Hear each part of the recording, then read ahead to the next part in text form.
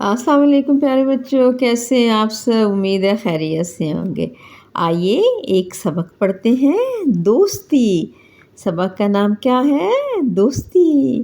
آپ کی بھی کسی سے دوستی ہے؟ جی، ہر کسی کی کسی نہ کسی سے دوستی ہوتی ہے، یا آپ کی اپنے کلاس فیلو سے دوستی ہوتی ہے، اور آپ کی اپنے کزن سے بھی دوستی ہوتی ہے نا؟ تو آئیے کہانی پڑھتے ہیں، دوستی۔ پہلے خاص الفاظ پڑھتے ہیں۔ لکھا ہوا ہے باورچی خانہ، جزاک اللہ، قریب، دن گننا، بیٹھک، فوراً، دوستی۔ اور یہ بھی انہوں نے بھی آپ سے پوچھا کہ آپ کا کوئی دوست ہے؟ آپ کو اپنے دوست کی کیا بات اچھی لگتی ہے، آپ نے سوچنا ہے، ٹھیک ہے؟ اور کہاں سبق پڑھتے ہیں۔ لکھا ہوا ہے سارہ اور زارا ایک ہی جماعت میں پڑھتی تھیں۔ سارہ اور زارا ایک ہی جماعت میں پڑھتی تھیں، دونوں میں بہت دوستی تھی۔ کبھی کبھی لڑائی بھی ہوتی، لیکن پھر جلدی دوستی ہو جاتی۔ زارا کا گھر اسکول سے دور تھا اور سارہ کا گھر اسکول سے قریب تھا۔ ایک دن سارہ نے زارا کو اپنا گھر دکھایا اور کہا کہ اس اتوار کو ہمارے گھر آنا۔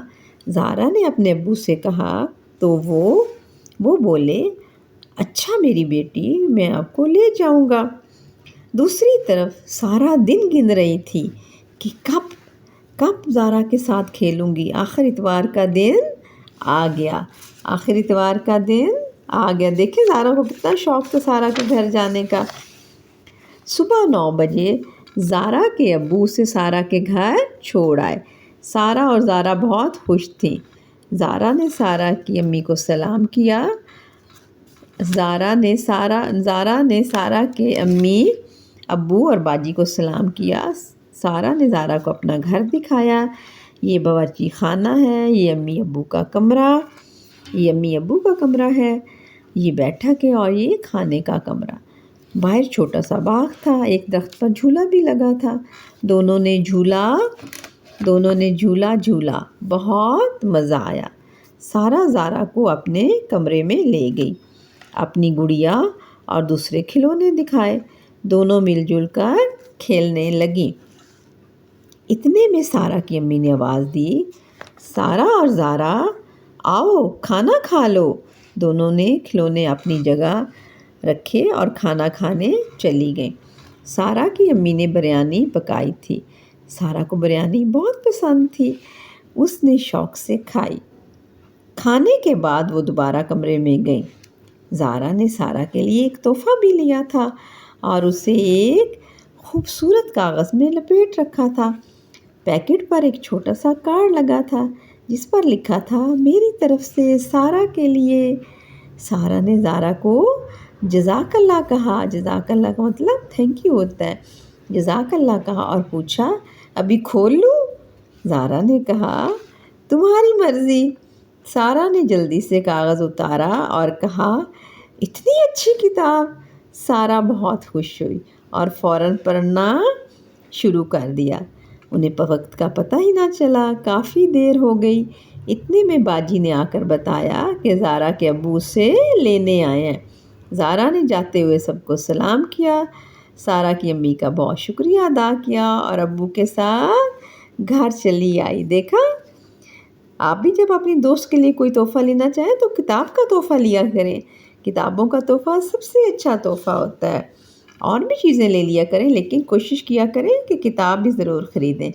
کتابیں ہمیں بہت زیادہ نالج دیتی ہیں، معلومات دیتی ہیں، ٹھیک ہے؟ تو یہ تھی ہمارا آج کا سبق۔ اب دیکھتے ہیں ایکسرسائز میں کیا لکھا ہوا ہے۔ معروضی سوالات ہیں، درست جواب کے دائرے کو پینسل سے بھریے اور خالی جگہ پر کریں۔ سارہ اور زارا میں بہت، خالی جگہ میں کیا آئے گا؟ تھی، لڑائی آئے گا، دوستی، ناراضگی، رشتہ داری۔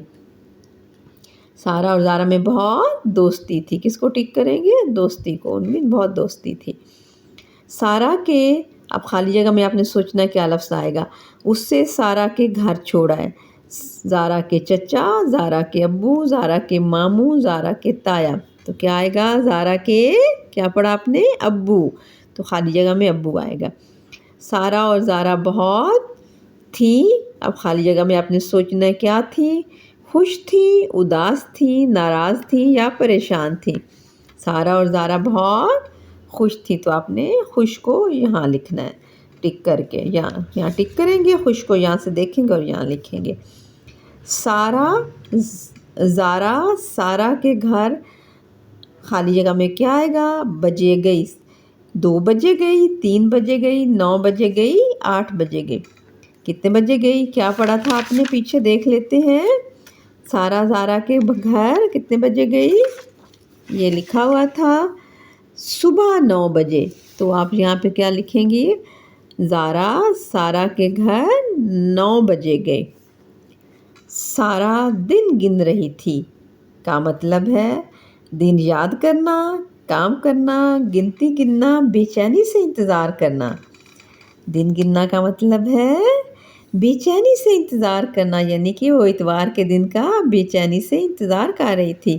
سارا دن گن رہی تھی کا مطلب ہے بے چینی سے انتظار کرنا۔ ٹھیک ہو گیا؟ اور آگے دیکھتے ہیں آگے کیا ہے۔ آگے خالی جگہ ہے۔ پھر سارا اور زارا ایک ہی میں پڑھتی تھیں، ایک ہی اسکول میں پڑھتی تھیں۔ یہ دیکھیں اسکول یہاں لکھا ہوا، یہاں سے دیکھ کے آپ اسکول لکھ لیں گے۔ زارا کا گھر اسکول سے قریب تھا، یس، قریب تھا کہ دور تھا زارا کا گھر؟ دیکھ لیتے ہیں پیراگراف میں کیا لکھا ہوا ہے۔ زارا کا گھر دیکھ لیتے ہیں۔ زارا کا گھر اسکول سے دور تھا، دور آنا چاہیے۔ زارا کا گھر اسکول سے دور تھا۔ زارا نے سارا کے امی ابو اور باجی کو کیا کیا؟ سلام کیا۔ پیکٹ پر لکھے چھوٹے کارڈ پر لکھا تھا میری طرف سے، کس کے لیے؟ دیکھ لیتے ہیں۔ میری طرف سے کیا لکھا ہوا تھا؟ یہ دیکھیں پیکٹ پر لکھا ہوا تھا میری طرف سے سارا کے لیے۔ یہاں پہ آئے گا میری طرف سے سارا کے لیے۔